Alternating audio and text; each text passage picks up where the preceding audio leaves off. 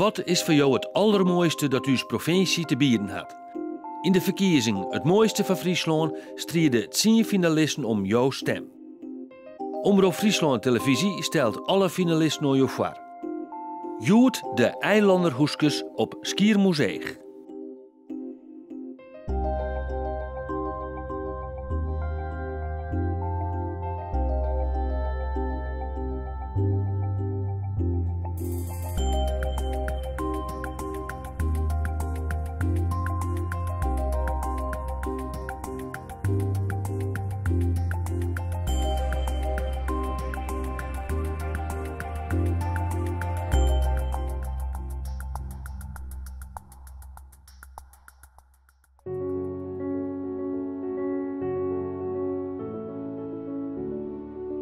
Skiermoezeeg is met 946 inwoners de liefste gemeente van Nederland, wat het tal inwoners onbelangt. Het eiland staat vooral bekend om zijn rijst. Sint-Wurg komen alle jaren haast 300.000 toeristen naar het eiland. Gongasten had geluk dat ze verblijven kunnen in een echt eilanderhoeske. Een pad wordt als vakantiewenning verhierd, maar er ben ook eilanders die permanent in deze oude, authentieke hoeskes wijden. Een tweedelige deur, een onder en een boven. Ja, dat is goed voor als jij zegt, zo, dit is aardig, wat komt u doen? Komt er niet in. We houden de onderdeur mooi dicht. En het is ook wel gezellig om een praatje met de buren te maken.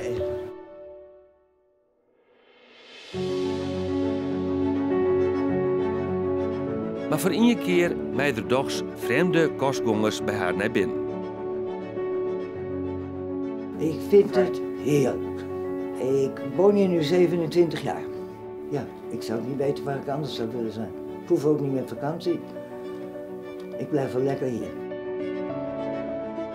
Eilander Arend Maris is gids op Skiermoezeeg.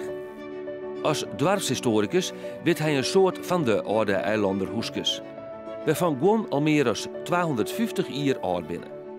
Dit is een eilandenhuis en aan de andere kant staat 1724, terwijl dus het gebouwd is, het vernieuwd is, gerenoveerd is in 1989, maar wel de oorspronkelijke, gewoon de hele stijl met zo'n knik erin. Die knik is heel belangrijk, want die knik, we hebben veel last van zuidwesterstormen. We hebben dat meegemaakt met die storm van 28 oktober 2013. Met 150 km per uur hier. Het regende dakpannen. Ik was behoorlijk angstig, omdat het gewoon alles vloog door de lucht. Oh, ik vind het schitterend. Wie kan nou zeggen als hij voor zijn deur staat, kijk, mijn dak staat in bloei. Dat vind ik zo leuk. Maar men zegt dat je dat eraf moet halen, want dat het niet goed is voor het dak. Maar het lekt niet. Er valt geen pan af. Bij de storm die we gehad hebben toen, zijn mijn bomen omgegaan, want ik had hier 2 grote epen voor de deur. En die zijn dus omgegaan, maar er is geen pan van het dak gegaan. Dus ja. En bij de nieuwbouw, je wil niet weten wat er allemaal af was. Dus ja, het is heel solide.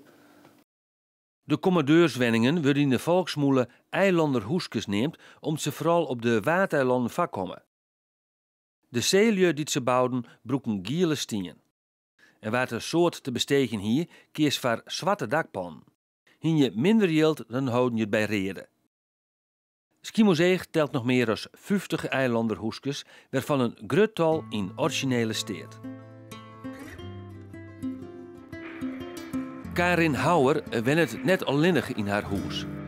Ze had ook een handicapte dochter die het nijst opvang op de verste wal, en een paar dagen weeks op Skiermoezeeg wennet. De dochter slaapt hier als het thuis is. En die bedstee vindt zij heerlijk. Dus een klein huisje in een huisje. Dat maakt het ook erg gezellig. Die voorouder die hier woonde van mij, dat was een kapitein. Dat was een lange man. Dus die kon je niet opfrummelen in een kleine bedstee.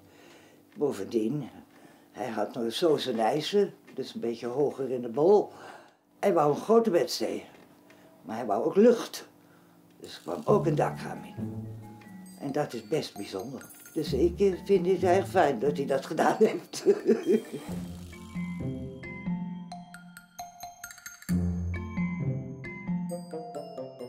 De wenning van Karenhouwer is gebouwd in 1956. Op de Lange Streek is een soort van deze eilander hoeskes. En ik verder op het eiland binnen skymerken van deze commodeurswenningen te zien. De oudste op skier staat op de Middenstreek. Hoes Marten, bouwd in 1921. En dit is een van de huizen die ervoor doorgaan dat zij een van de oudste huizen zijn. En van binnen zijn ze knoergezellig, heel gezellig, knus. Hele knusse huisjes zijn het. Kijk maar, het is bijna poppenhuisjes. Het moet oergezellig zijn geweest in de winter. En dan inderdaad zitten die oude knarren, oude kapteins zitten om die tafel heen. En de jongelui, de kinderen liggen in de bedsteden. En er wordt niet voorgelezen of gezongen, helemaal niet. Die mannen zitten sterke verhalen te vertellen naar elkaar. Wij mogen met z'n allen in dit huis even kijken. En dan ademen de eeuwen die dat mensen daar gewoond hebben.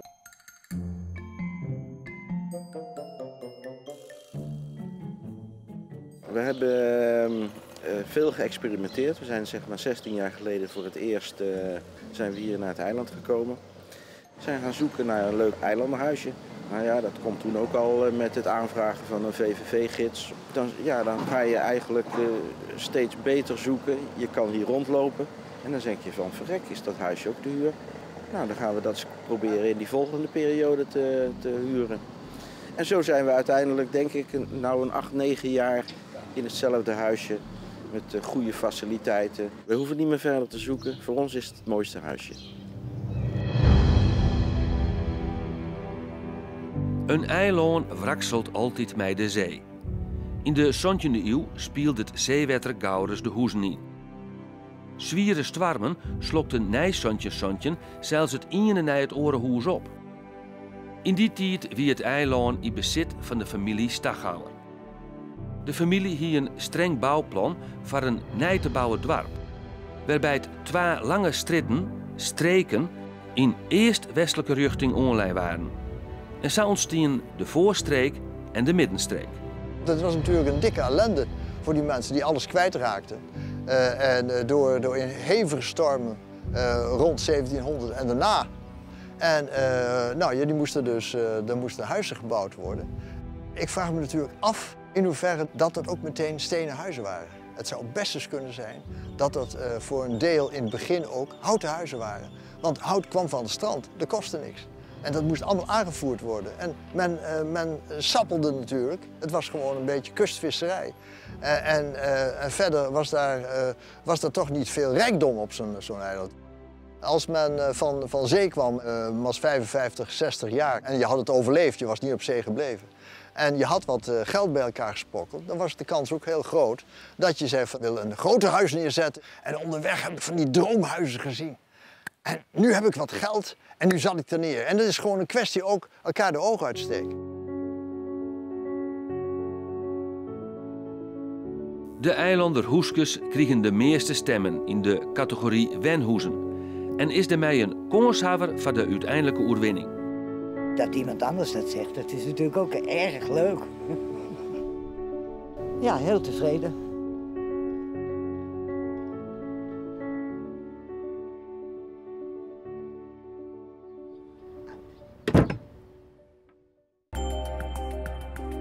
Orenwieke, de centrale apotheek in Ljout.